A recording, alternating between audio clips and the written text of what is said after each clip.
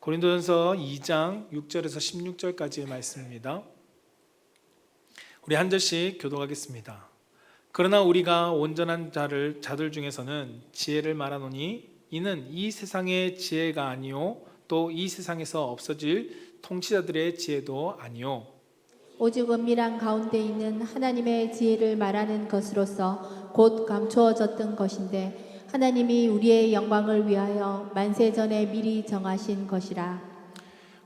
이 지혜는 이 세대의 통치자들이 한 사람도 알지 못하였나니 만일 알았더라면 영광의 주를 십자가에 못 박지 아니하였으리라. 기록된 바 하나님이 자기를 사랑하는 자들을 위하여 예비하신 모든 것은 눈으로 보지 못하고 귀로 듣지 못하고 사람의 마음으로 생각하지 못하였다 함과 같으니라. 오직 하나님이 성령으로 이것을 우리에게 보이셨으니 성령은 모든 것 곧 하나님의 깊은 것까지도 통달하시느니라. 사람의 일을 사람의 속에 있는 영 외에 누가 알리요? 이와 같이 하나님의 일도 하나님의 영 외에는 아무도 알지 못하느니라. 우리가 세상의 영을 받지 아니하고 오직 하나님으로부터 온 영을 받았으니 이는 우리로 하여금 하나님께서 우리에게 은혜로 주신 것들을 알게 하려 하심이라. 우리가 이것을 말하거니와 사람의 지혜가 가르친 말로 아니하고 오직 성령께서 가르친 것으로 하니 영적인 일은 영적인 것으로 분별하느니라. 육에 속한 사람은 하나님의 성령의 일을 받지 아니하나니 이는 그것들이 그에게는 어리석게 보임이요 또 그는 그것들을 알 수도 없나니 그러한 일은 영적으로 분별되기 때문이라. 신령한 자는 모든 것을 판단하나 자기는 아무에게도 판단을 받지 아니하느니라. 함께 읽겠습니다. 누가 주의 마음을 알아서 주를 가르치겠느냐? 그러나 우리가 그리스도의 마음을 가졌느니라. 아멘. 오늘 하나님께서 우리에게 주신 말씀은 고린도전서 2장 6절에서 16절까지의 말씀을 가지고 한번 따라해 봅시다. 성령 안에서 알게 되는 지혜. 네, 성령 안에서 알게 되는 지혜라는 말씀으로 선포되어질 때 우리 사랑하는 성도님들의 삶에 성령님께서 함께 하시며 그 하나님께서 우리 가운데 알게 하시는 그 지혜를 알고 믿고 그것을 따라 순종하는 성도가 되기를 주님의 이름으로 축복합니다. 저를 다시 한번 고백해 보겠습니다. 하나님 사랑합니다. 하나님 감사합니다. 네, 이 고백이 우리 사랑하는 성도님들의 신앙의 고백이 되길 주님의 이름으로 축복합니다. 여러분, 사람이 가장 두려워하는 순간은 무엇일까? 한번 새겨보면 내가 있는 모습 그대로 하나님의 순서 가운데, 그러니까 죽음 앞에 서는 순간일 것입니다. 한 집사님의 꿈에서, 환상에서 이러한 모습을 꾼 것을 이야기합니다. 그 이야기는 무엇이냐면 하나님 앞에 그가 섰을 때 하나님께서 그에게 음성으로 물으셨습니다. 그대는 너는 항상 선하냐? 라고 질문했답니다. 자신이 살아온 삶을 돌아보니까 그렇지 않아서 그는 떨리는 목소리로 하나님께 아닙니다 라고 대답했습니다. 하나님께서 다시금 물으셨습니다. 너는 항상 의로웠느냐? 그리고 너는 항상 깨끗했느냐? 라고 하나님께서 물으셨습니다. 그 질문에도 차마 그가 아니라고 대답할 수 없어서 아닙니다 라고 대답했습니다. 그러한 가운데 이제는 그가 심판을 기다리고 있었습니다. 두렵고 떨리는 마음으로 그 심판을 기다리는 상황 속에 갑자기 그의 눈앞에서 환한 빛이 그를 감싸는 것을 경험했습니다. 그리고 놀란 눈을 떠보니까 예수님께서 그의 곁에 서 있는 것을 바라보게 되었습니다. 그리고는 예수님께서 그를 안아주시면서 하나님의 보좌를 바라보며 이렇게 이야기했답니다. 아버지, 이 사람은 항상 선하지도 못했고 의롭지도 못했습니다. 그리고 깨끗하지도 못했습니다. 그러나 이 사람이 세상 속에서 항상 저의 편이었습니다 라고 이야기하며 이제는 내가 이 사람의 편에 서겠습니다 라고 예수님께서 말하는 환상을 보았다고 합니다. 이 짧은 예화의 이야기지만 이 예화는 우리가 복음의 은혜가 어떤 것인지를 우리로 하여금 생각해 보게 합니다. 우리는 구원을 받은 자입니다. 근데 그 구원은 나의 선함으로, 나의 의로움으로, 나의 깨끗함으로 우리는 얻지 않았습니다. 구원은 오직 예수 그리스도를 통해서 우리는 얻게 된 것입니다. 이 예수님은 어느 날 갑자기 뿅 하고 등장하신 분이 아닙니다. 성경 속에서 이 예수님은 만세 전부터 함께 계셨던 분입니다. 그리고 만세 전부터 함께 계시고 하나님이 이 세상을 창조하실 때도 함께 계셨던 분입니다. 그 영원하신 예수님께서 우리를 구원하시기 위해서 이 땅 가운데 오셨고, 그리고 십자가에서 우리를 구원하시기 위해서 친히 매달리셨습니다. 오늘 이 본문은 바로 이 만세전부터 감추어졌던 하나님의 지혜에 대해서 말씀하고 있습니다. 여러분, 당시 고린도 교회 가운데는 철학과 헬라의 철학과 수사학의 영향이 너무나도 많이 담겨 있었습니다. 그래서 말 잘하는 사람, 그리고 많은 지식을 가진 사람, 그리고 설득력 있는 사람, 이러한 사람들을 좋아했습니다. 그들을 더 선호했죠. 그래서 우리가 앞서 보았던 고린도전서 1장에서도 팔을 나눌 때 복음을 잘 전하는 지혜 있는 그 아볼로라는 한 사람을 따르고 있는 무리들을 우리는 성경을 통해서 봅니다. 왜일까요? 그 사도행전 18장 24절에 보면 아볼로를 이렇게 소개합니다. 아볼로라 하는 유대인이 에베소에 이르니 이 사람은 언변이 좋고 성경에 능통한 자다라고 말했죠. 여러분, 물론 성경을 배우는 것, 성경을 아는 것은 중요합니다. 성경을 몰라도 된다는 것이 아닙니다. 말씀을 많이 알아야 됩니다. 그리고 우리는 말씀을 반드시 우리는 익히고 있어야 되고 그것을 깨달아 알고 있어야 합니다. 그러나 그것이 우리의 작은 지식으로서 머물러 있다면 그것은 우리의 삶을 전혀 바꿀 수 없다는 것입니다. 그 성경의 말씀이 우리가 믿음으로써 역사되어져야지만이 우리의 삶은 바뀝니다. 그러나 이 말씀이 나의 한낱 지식으로서 머물러 있다면 아무런 역사를 하지 못합니다. 오히려 우리의 삶에 더 많은 문제들을 만들어낼 뿐입니다. 로마서 10장 2절에서 3절은 이렇게 말하고 있습니다. 함께 읽어볼까요? 시작. 내가 증언하노니 그들이 하나님께 열심히 있으나 올바른 지식을 따른 것이 아니니라. 하나님의 의를 모르고 자기 의를 세우려고 힘써 하나님의 의에 복종하지 아니하였느니라. 아멘. 여러분, 세상의 지식, 그 지식과 지혜로 성경을 아는 것이 우리의 삶을 변화시키지 못한다는 것입니다. 오늘 말씀에 나오죠. 하나님의 열심이 있었습니다. 하나님을 향한 열심, 이 열심이 무엇을 말하는 걸까요? 알고 싶어하고 그리고 그 복음을 향한 열심이 있었다는 거죠. 그런데 문제는 올바른 지식을 따르지 않았다는 것입니다. 올바른 지식을 따르지 않음으로써 그들의 하나님의 의를 모르고 자기들의 의를 세우려고 합니다. 그리고 하나님의 말씀에 복종하지 않습니다. 지식만으로 살아가는 사람은 변화가 없습니다. 복음을 정보로만 알고 있으면 우리의 삶은 바뀌지 않는다는 겁니다. 이 예배 자리, 이 설교 시간에도 이것을 지식으로 받아들이면 이 말씀은, 하나님의 말씀은 우리 삶에 아무 영향력이 없습니다. 그러나 성령님 안에서 우리가 그 복음을 알게 되면 하나님의 지혜는 우리를 변화시킵니다. 성령님께서 우리에게 주신 하나님의 말씀, 바로 하나님의 이 지혜를 통해서 우리의 삶을 새롭게 만들어가기 때문입니다. 여러분, 예수 그리스도가 십자가에서 죽으신 것, 그것이 모두가 알고 있습니다.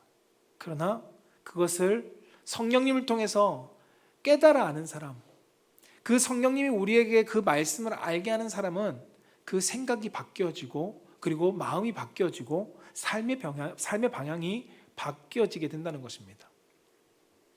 우리는 오늘 고린도 교회가 회복해야 될 것이 무엇인가? 바울은 고린도 교회에게 이 설교의 말씀을 전하면서 그들에게 회복할 것은 무엇인지를 알려주는데, 그것이 무엇이냐면 하나님의 지혜가 무엇인지를 너희는 다시금 바로 알으라는 것입니다.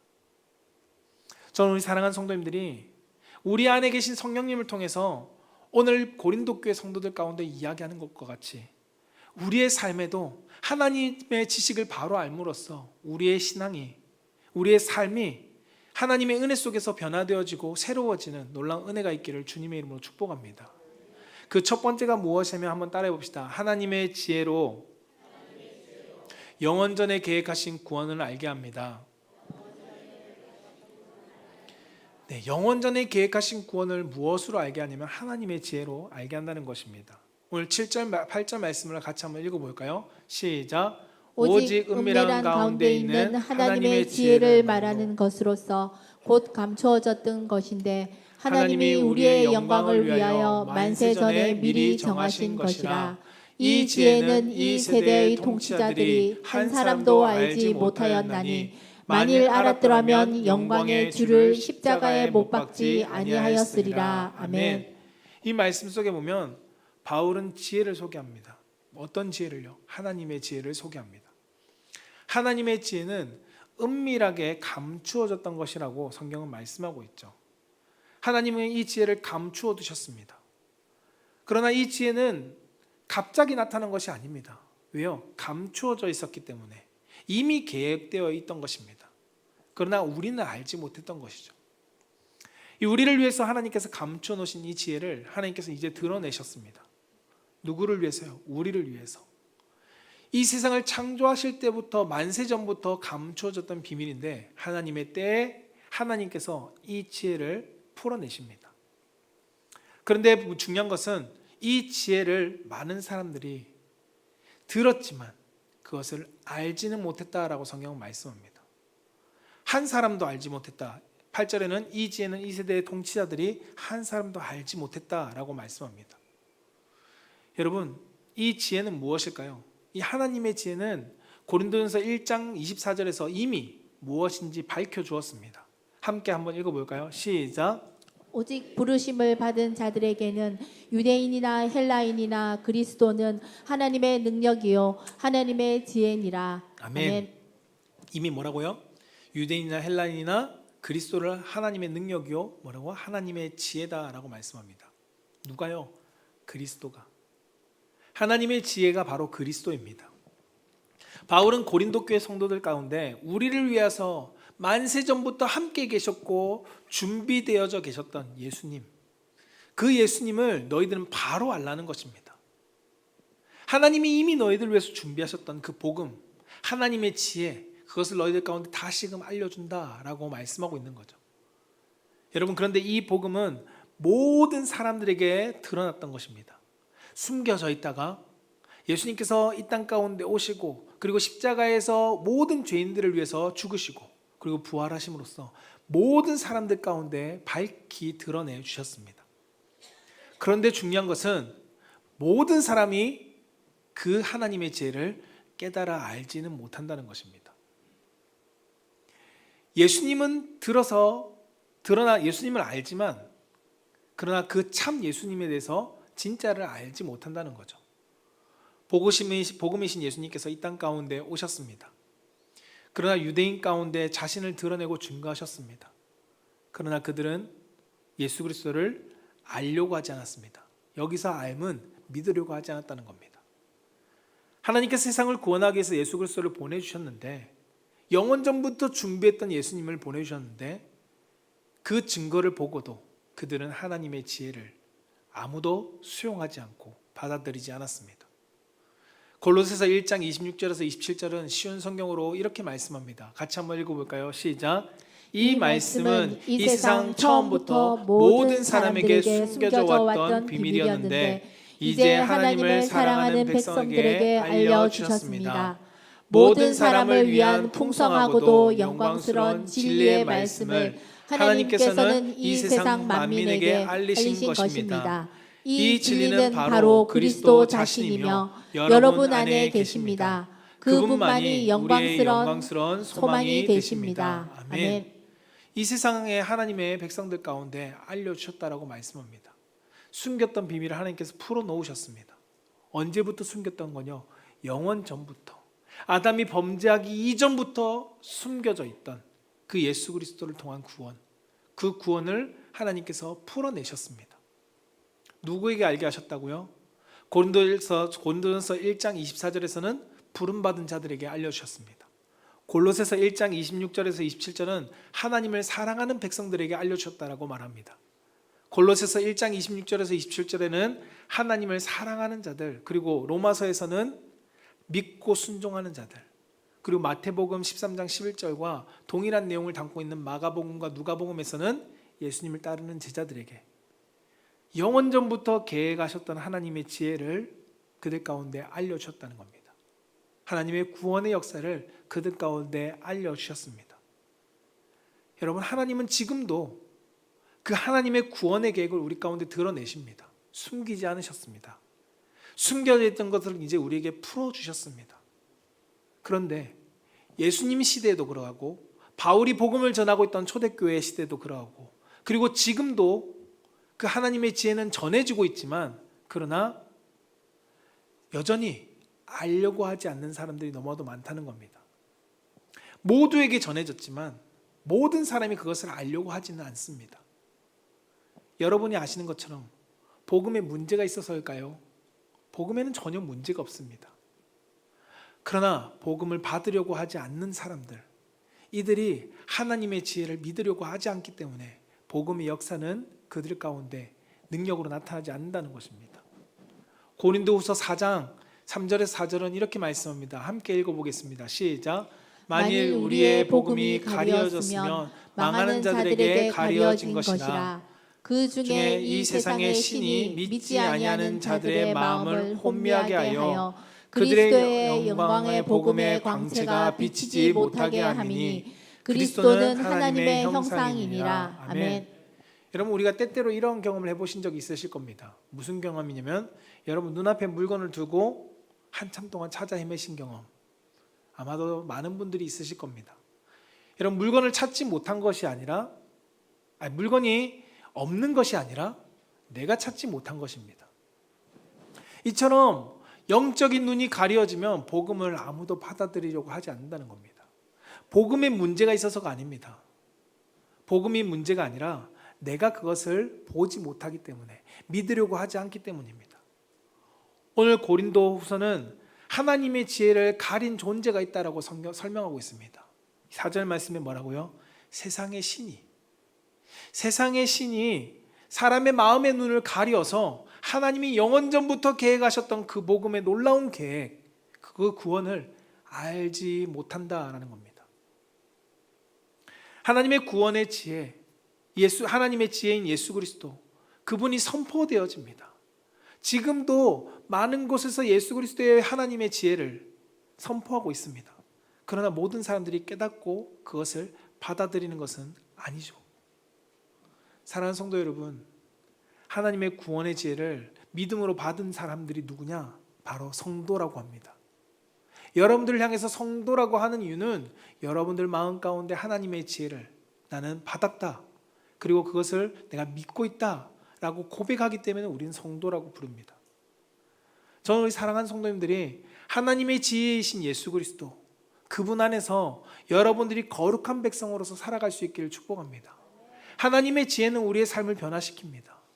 하나님의 지혜는 우리의 삶의 능력이 됩니다.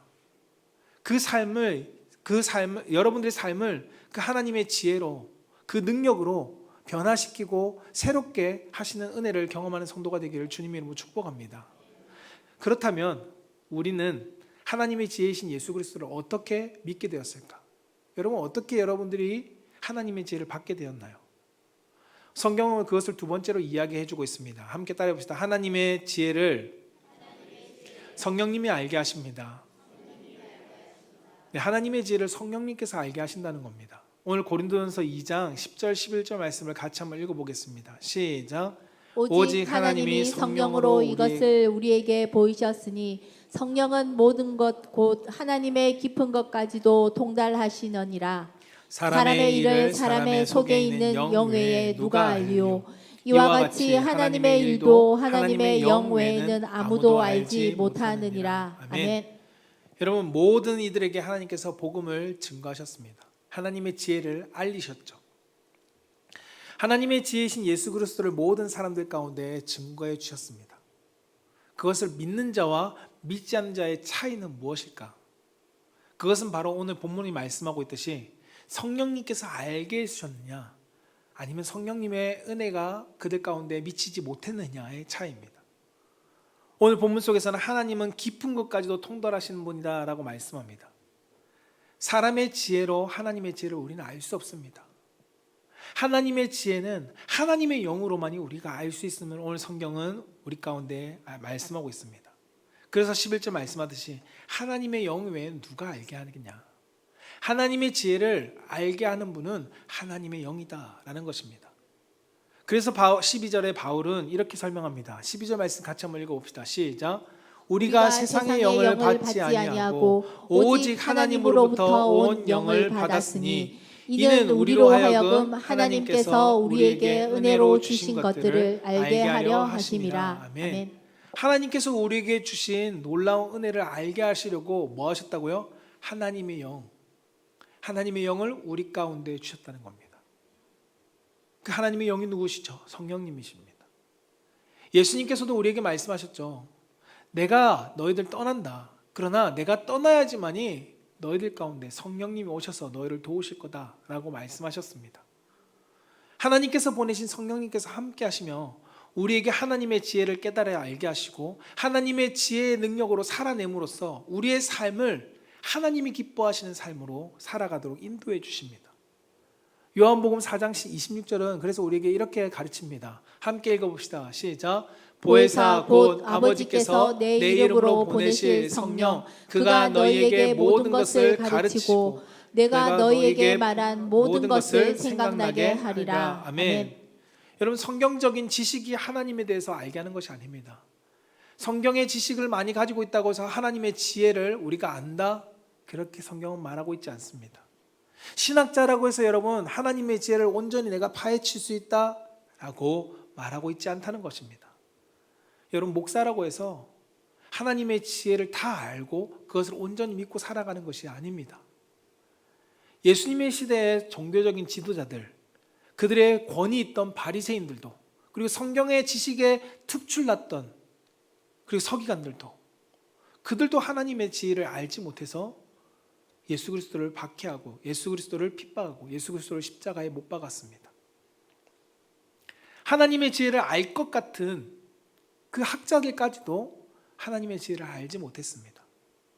고린도전서 2장 8절은 오늘 말씀에 이렇게 말하죠. 함께 읽어볼까요? 시작. 이 지혜는 이 세대의 통치자들이 한 사람도 알지 못하였나니 만일 알았더라면 영광의 주를 십자가에 못 박지 아니하였으리라. 아멘. 이 지혜가 무엇일까요? 하나님의 지혜입니다. 다르게 표현하면 예수 그리스도죠. 그 예수 그리스도를 당시의 통치자들이 알았다 몰랐다? 몰랐다라는 겁니다. 당시에 지식을 가지고 있던 성경의 학자들, 종교적인 권위를 가지고 있던 바리새인들, 이들이 몰랐다는 것입니다. 알았으면 그들은 십자가에 못 박지 않았을 것이다 라고 말씀합니다.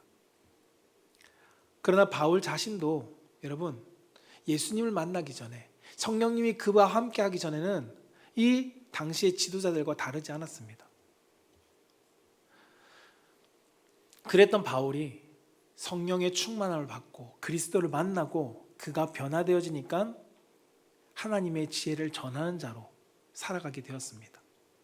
사랑하는 성도 여러분, 성령님께서 함께 계시지 않으면 우리의 삶에는 변화가 없습니다. 성경을 많이 읽어서 변화된다고요? 아니요, 성경을 많이 읽어서 변화되지 않습니다. 여러분들이 성경을 많이 암송하고 있다고요? 성경을 많이 암송하고 있다고 해서 변화되지 않는다는 겁니다. 성령님께서 함께 계시지 않으면 그것은 우리에게 아무 영향력이 되지 않습니다. 그러나 성령님이 우리와 함께 하시면 하나님의 말씀은 내 삶에서의, 하나님의 지혜는 내 삶에서의 능력으로서 역사합니다. 그래서 우리는 성령님과 한순간도 떨어져서는 안 됩니다. 매 순간순간 예수님과 동행하며 성령님과 함께 해야 한다는 것입니다. 왜냐하면 성령님을 통하지 않고는 하나님의 뜻을 알 수 없고 우리의 삶을 하나님이 기뻐하는 삶으로 살아낼 수 없기 때문입니다. 고린도전서 2장 13절 오늘 본문 말씀은 이렇게 우리 가운데 가르칩니다. 같이 한번 읽어봅시다. 시작. 우리가 이것을 말하거니와 사람의 지혜가 가르친 말로 아니하고 오직 성령께서 가르치신 것으로 하니 영적인 일은 영적인 것으로 분별하느니라. 아멘. 뭐라고요? 오직 성령께서 가르치신 것. 여러분, 사람의 지혜가 아닙니다. 우리는 사람의 지혜로 무엇인가를 하려고 합니다. 신앙생활도 사람의 지혜와 사람의 열심으로 우리가 하려고 많은 성도들이 착각하고 열심을 가집니다. 그러나 오늘 사도 바울은 고린도 교회 성도들과 우리에게 가르치는 내용은 성령께서 가르치신 것으로 하지 않으면 영적인 일을 할 수 없다는 겁니다. 여러분, 하나님의 지혜이신 예수 그리스도를 아는 것도 성령님을 통해서 알게 되는 겁니다. 하나님의 말씀을 깨닫는 것도 성령님을 통해서 우리는 깨달을 수 있습니다. 그리고 내 삶에 하나님의 뜻을 분별하는 것, 그리고 그 뜻대로 살아가는 것, 그것도 성령님을 통하지 않고는 우리는 살아갈 수 없습니다. 여러분, 우리의 신앙이 바른 길로 가기를 원하시나요? 그러면 성령님이 필요합니다. 우리의 신앙생활 속에 성령님이 없이는, 성령님과 동행하지 않고는 우리는 결코 신앙인다운 삶을 살아갈 수 없습니다. 여러분들이 교회를 다니고 집사고 장로고 목사여도 성령님과 동행하지 않으면 우리의 신앙의 삶은 결코 바르게 살아갈 수 없다는 겁니다. 그래서 우리는 성령님과 함께 동행해야 합니다. 하나님의 지혜를 따라 살아가는 것, 그것은 성령님이 우리를 인도해 가실 때만이 가능한 것입니다. 그래서 예수님을 따라갈 수 있는 건 갈라디아서 5장 6, 16절은 우리 가운데 이렇게 가르칩니다. 함께 읽어봅시다. 시작. 내가 이르노니 너희는 성령을 따라 행하라. 그리하면 육체의 욕심을 이루지 아니하리라. 아멘. 아멘. 누구를 따라 행하라고요? 성령을 따라 행하라는 것입니다. 목사의 설교를 듣고 따라가는 것이 아니라 성경에 읽은 내용들, 좋은 말을, 좋은 글귀를 보고 따라가는 것이 아니라 누구를요? 성령을 따라 행하라는 겁니다. 그러면 우리의 육체의 욕심대로 살아가지 않게 된다는 겁니다. 우리는 왜 계속 넘어질까요? 우리는 신앙생활 열심히 하고 교회 봉사도 하고 성경도 많이 읽는데 왜 우리는 매번 죄 가운데 넘어지는 것일까? 내가 무엇인가를 성취하고자, 내가 거룩한 삶을 살아가고자 육체의 욕심을 우리는 이기지 못하는 연약함을 우리는 보게 됩니다. 누가 존재하지 않으니까, 누가 함께하지 않으니까 성령님이 함께하지 않음으로써 우리 가운데 일어나는 부재의 현상입니다. 성령님과 함께 동행하는 것, 그것은 우리의 삶의 선택이 아닙니다. 성경 우리 가운데 필수적으로 성령님과 함께하라고 말씀합니다. 저는 우리 사랑하는 성도님들이 복음으로서 살아가기 위해서 성경을 읽는 거 필요합니다. 말씀을 듣고 말씀을 배우고 제자 훈련하는 거 너무나도 중요합니다. 그러나 그것 가운데 성령님이 없는 삶을 살아가지 않기를 소망합니다. 성령님과 함께 여러분들이 복음의 삶을 살아내며 그 은혜를 누리는 성도가 되기를 주님의 이름으로 축복합니다. 그렇다면 그리스도인 삶에 성령님이 인도하심 없이 살아가면 어떻게 될까? 나는 예수 믿는데, 교회 다니는데 성령님 없이도 살아갈 수 있지 않을까? 그러면 어떻게 될까요? 우리는 어느 순간 육신에 속한 삶을 따라가게 될 것입니다. 교회는 다니지만, 목사의 직분을 가지고 있지만 그 직분과는 다르게 우리는 육신에 속한 생각과 삶을 따라가게 된다는 것입니다. 그럼 육신대로 따라 살아가면 우리 삶은 어떠한 모습으로 살아가게 될까요? 오늘 성경의 세 번째는 그것을 말씀해 주고 있습니다. 따라해 봅시다. 육에 속하면 구원을 어리석게 봅니다. 육에 속하면 구원을 어리석게 바라본다는 겁니다. 오늘 고린도전서 2장 14절 말씀을 같이 한번 읽어보겠습니다. 시작. 육에 속한 사람은 하나님의 성령의 일들을 받지 아니하나니 이는 그것들이 그에게는 어리석게 보임이요 또 그는 그것들을 알 수도 없나니 그러한 일은 영적으로 분별되기 때문이라. 아멘. 오늘 본문에 성령께서 속한 삶과 대조되는 이야기를 하고 있습니다. 13절까지는 성령이 인도하심 따라 살아가는 삶, 근데 14절에는 어떠한 모습요? 육에 속한 삶이 어떻게 되는지를 말씀해 주고 있습니다.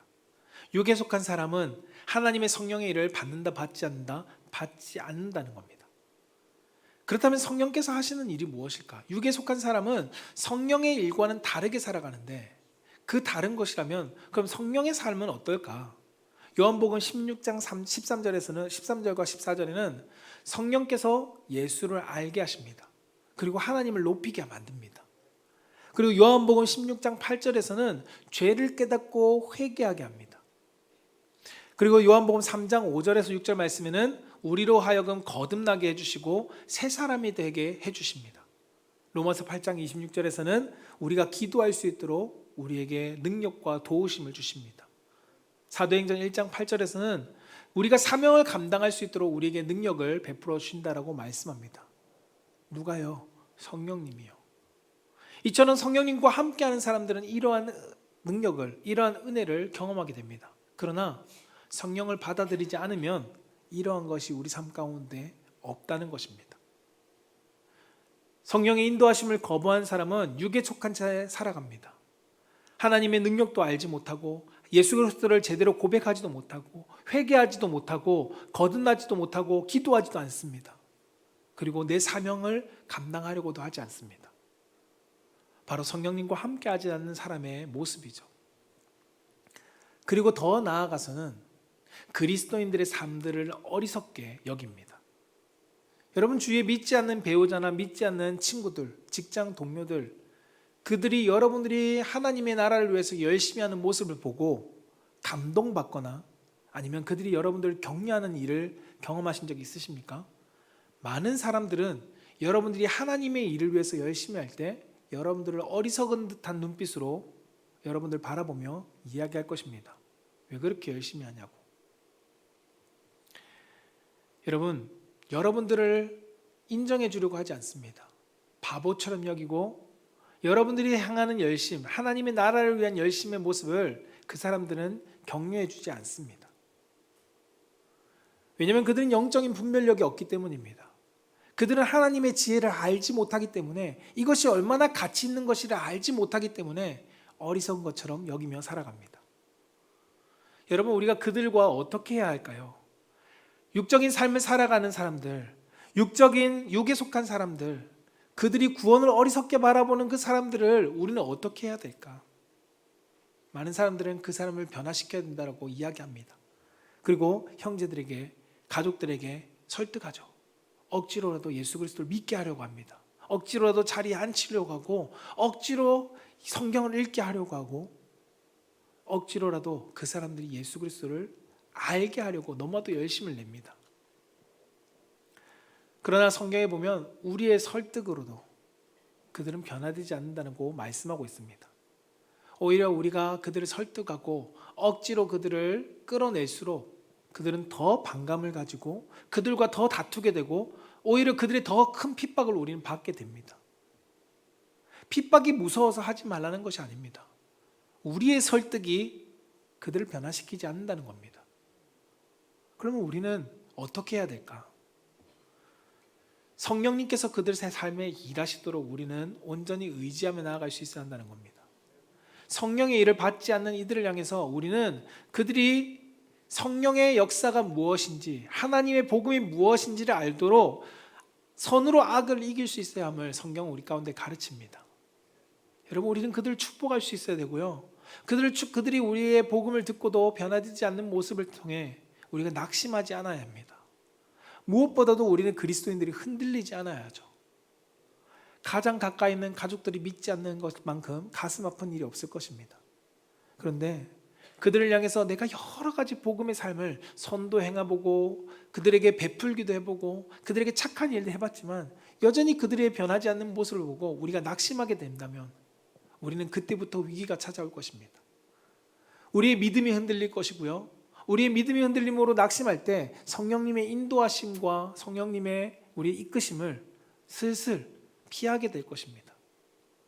그리고 더 나아가서는 육신의 생각을 따라가게 될 것이고 어느 순간 내가 걸어왔던 믿음과 삶의 신앙의 여정이 어리석게 보일 것입니다. 하나님이 살아계신 것이 맞나? 라는 의심도 들게 되겠죠. 그때 우리는 어떻게 해야 될까요? 우리는 다시금 기도의 자리로 나아갈 수 있어야 합니다.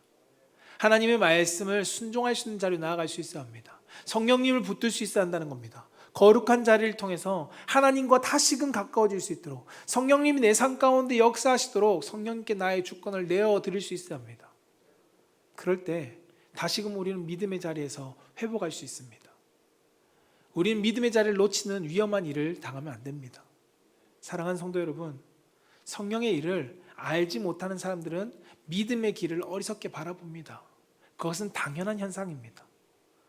그러나 우리가 그럴수록 우리를 향해서 핍박하고 우리를 어리석게 바라보는 사람들이 많아지면 많아질수록 우리는 더 하나님의 선함으로 우리는 그들에게 선을 베풀고 또한 그 영혼들을 위해서 기도하며 우리의 믿음이 흔들리지 않도록 더욱더 믿음의 길을 굳건하게 할 수 있어야 한다는 것입니다.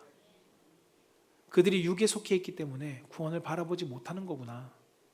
그들을 안타깝게 여기며 하나님 앞에 우리는 그 영혼을 맡길 수 있어야 합니다. 베드로전서 2장 19절에서 23절 말씀에 보면 이런 내용이 납니다. 21절부터 우리가 함께 말씀을 보겠습니다. 21절부터 시작. 이를 위하여 너희가 부르심을 받았으니 그리스도도 너를 위하여 고난을 받으사 너희에게 본을 끼쳐 그 자취를 따라오게 하려 하셨느니라. 그는 죄를 범하지 아니하시고 그 입에 거짓도 없으시며 욕을 당하실 때 맞대어 욕하지 아니하시고 고난을 당하실 때 위협하지 아니하시고 오직 공의로 심판하시는 이에게 부탁하시며. 아멘. 예수님께서 고난을 받으실 때 뭐라고요? 부르심을 받았으니 그리스도가 너희를 위하여 고난을 받으사 너희에게 본을 끼쳤다라고 말씀합니다. 하나님의 지혜를 어리석게 여기는 사람들을 대하는 방법을 예수님께서 보여주셨습니다. 어떻게 본을 보여주셨을까요? 그들이 죄를 범하지 않았다는 겁니다. 그들을 향해 죄를 범하지 않았습니다. 그들이 예수님께서 욕을 당하실 때 그들을 향해서 욕하지 않으셨습니다. 고난을 당하신 가운데 그들을 위협하지 않았습니다. 오직 예수님은 그들을 향해서 그리스도의 사랑으로 그들을 긍휼히 여기시며 그들을 하나님께 맡겼다라고 성경은 말씀합니다. 예수님도 육에 속해 있기 때문에 구원의 어리석음을 바라보는 이들을 향해서 십자가 위에서 이렇게 말씀하셨죠. 아버지, 저들을 용서해 주세요. 육신을 쫓아 살아가는 자들이 예수님을 핍박할 때, 십자가에 못 박을 때 예수님께서 한 행동은 그들과 맞서는 것이 아니라 아버지, 저들을 용서해 주세요. 하나님 아버지께 그 모든 영혼들을 맡겼습니다. 예수님처럼 우리를 핍박하는 자들 향해서 우리가 분노하고 맞서는 것이 아니라 우리도 긍휼한 마음을 가지고 그들을 예수님의 사랑으로 대할 수 있어야 함을 성경 우리 가운데 말씀합니다. 분명히 육에 속한 사람들은 구원을 어리석게 바라봅니다. 하나님의 지혜를 어리석게 바라보고 믿으려고 하지 않습니다. 그러나 그들을 향해서 우리가 설득하거나 그들과 변론하거나 논쟁하고 싸워낼 것이 아니라 그들이 어리석게 여기는 것을 가지고 우리는 그들에게 사랑을 행하고 선을 행하며 긍휼한 마음을 가지고 하나님께 맡겨드릴 수 있어야 한다는 것을 성경 우리 가운데 가르칩니다. 사랑하는 성도 여러분, 우리가 이웃사랑 초청주의를 맞이하고 있습니다. 그 앞두고 여러분들이 품고 있는 태신자들이 있을 것입니다. 그들에게 복음을 전할 때 착한 사람은 다음에 갈게요 라고 이야기하겠죠. 그러나 조금 무식하면서도 조금 우리에게 함부로 하는 사람은 뭐 그거 믿으면 뭐 나온대? 라고 함부로 이야기할 것입니다. 여러분, 그들은 당연한 것입니다. 그들에게는 하나님의 지혜가 무의미하게 여겨질 것이고 어리석은 것으로 보이기 때문에 그러한 반응은 당연한 것입니다. 그러나 우리가 그들을 향해서 어떻게 해야 될까? 그들을 향해서 우리는 선을 행할 수 있어야 한다는 겁니다. 그리스도의 마음을 가지고 하나님께서 우리 가운데 역사하시는 그 은혜를 기억하며 그들에게도 동일한 은혜가 있기를 소망하며 우리는 선을 행할 수 있어야 합니다. 복음을 가지고 그 사랑의 마음을 우리는 전할 수 있어야 합니다. 핍박 속에서 우리가 오히려 사랑으로 대할 때 그들의 삶에 성령께서 역사하시기를 기대하면서 나아갈 때 하나님은 그들의 삶을 만져주시고 변화시키실 것입니다. 누구처럼요? 바울처럼요. 앞서 설명드렸던 것처럼 바울이 핍박하던 그 바울이 예수 그리스도를 만나고 예수 그리스도를 경험하고 그의 삶에 성령님이 체험되어지니까 그의 삶이 변화되어진 것처럼 여러분들이 품고 있는 그 태신자가 그러한 놀라운 은혜의 역사를 경험하게 될 것입니다. 저는 우리 사랑하는 성도님들 통해서 그 은혜의 역사가 여러분들이 품고 있는 태신자들 가운데 이루어지기를 주님의 이름으로 축복합니다. 말씀을 정리하고자 합니다. 성경은 하나님의 지혜를 통해 구원의 계획이 영원 전부터 감춰져 있던 거라고 말씀합니다. 그러나 이제 예수님을 통해서 우리 가운데 그것을 밝히 드러내 주셨습니다. 하나님은 모든 이들 가운데 복음을 선포해 주셨죠. 예수님은 숨어서 십자가를 지신 것이 아닙니다. 모든 사람들 가운데 드러내면서 역사적으로 그것을 보여주고 구원의 역사를 열어주셨습니다. 그러나 예수님을 하나님의 지혜를 구원의 계획을 많은 이들이 믿으려고 하지 않고 거부한다는 겁니다. 사랑하는 성도 여러분, 그러나 그 구원의 역사, 하나님의 지혜, 예수 그리스도를 믿게 할 수 있는 것은 우리의 노력으로는 결코 되지 않습니다. 성경은 성령이 도우심만이, 하나님의 영이신 성령님만이 그것을 알게 하시고 믿게 하신다라고 말씀하고 있습니다. 세상은 여전히 우리 그리스도인들을 향해서 어리석은 자들이라고 말합니다. 그러나 그들이 어리석게 여기는 것 또한 육에 속해 있기 때문에 그들의 반응인 것을 우리는 알아야 합니다. 그리고 더 나아가 세상의 신이 그들의 눈을 가렸기 때문에 그것을 발견하지 못한다는 것을 우리는 알아야 합니다. 앞서 말씀드렸던 것처럼 우리가 물건을 놓고 우리의 눈이 가려졌을 때 그것을 보지 못하지만 옆에 있던 누군가가 거기 있잖아 할 때 그것을 발견할 수 있는 것처럼 성령께서 그들 가운데 복음을 바르게 알게 하시면 그들의 삶은 변화되어진 삶을 살아가게 될 것입니다. 저는 우리 사랑하는 성도님들이 태신자들을 품고 기도하실 때 이러한 마음을 가지고 기도하기를 축복합니다. 하나님, 내 힘이 아니라 성령님께서 그에게 개입하여 주셔서 그들의 마음을 붙들어 주셔서 하나님 그들의 마음이 움직이게 하여 주시고 그들이 복음을 바로 알고 복음으로써 변화되어진 삶을 살아갈 수 있도록 하나님 그 영혼에게 만나주세요라고. 그럼으로써 더 나아가 그들이 여러분들의 형제와 여러분들의 가족이 여러분들의 이웃들이 성령님을 경험함으로써 믿음으로 고백하고 더 나아가 구원의 은혜에 함께 동참하는 놀라운 역사가 여러분들의 삶을 통해서 시작되어지기를 주님 이름으로 축복합니다. 이 시간